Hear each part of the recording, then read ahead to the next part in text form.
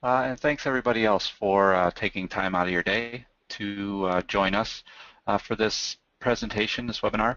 And I hope you find this as beneficial as possible for what you're looking for and what you can get out of it for your company. A little bit of background about myself. As Megan mentioned, my name is John Zank. I'm the Validation Services Manager here at CSols. My experience is 16 years, coming up on 17, in the computer system validation area in the FDA regulated industry. Number of places, previous lives, large pharma, CRO, I've done some work in vaccines, and across most of the GLP, GMP areas, including some R&D. And I have experience with laboratory systems as well as enterprise and doing some work with qualifying infrastructure and networks. So on to what we're going to cover today. In terms of informatics systems and doing the proper planning, what I want to start out with is the obvious of what it means when you fail to plan properly.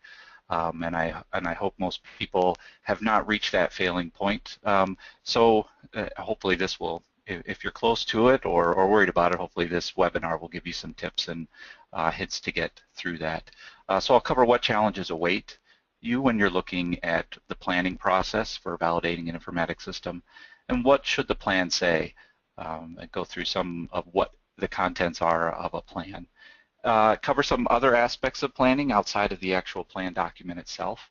And then I have a couple case studies that I'll walk through with you to give you an idea, kind of both ends of the spectrum, a simple system and a much more complex system, on how planning impacted the overall validation process.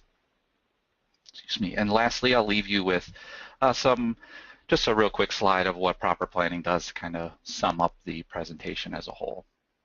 And as Megan mentioned, feel free to contact her through the chat function with questions along the way, and at the end we can come back and hopefully have some time to answer those for you. Hey John, how about we do a sound check real quick? Sure. Everyone, just want to make sure that you can hear us clearly. There is a raise your hand feature. If you can go ahead and click that for us, let us know that we're coming through loud and clear. Okay, all the hands are starting to fly up. This is good. Okay, great. All right. Thanks. Excellent. Thanks, everybody.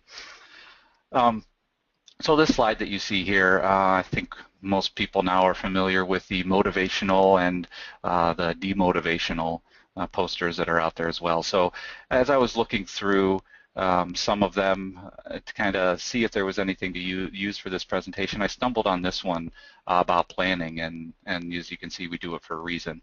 And the reason I found this one particularly interesting towards this presentation is that if you look at it, you can obviously tell the crosswalk and the sidewalk are not aligned, right?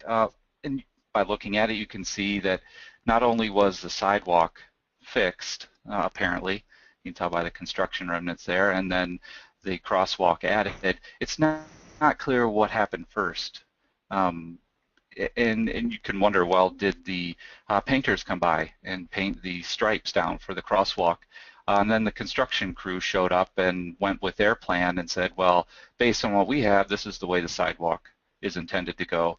But it could have easily been the other way. The sidewalk could have been laid first, and then a decision was made to paint the lines, and they were running under a different plan.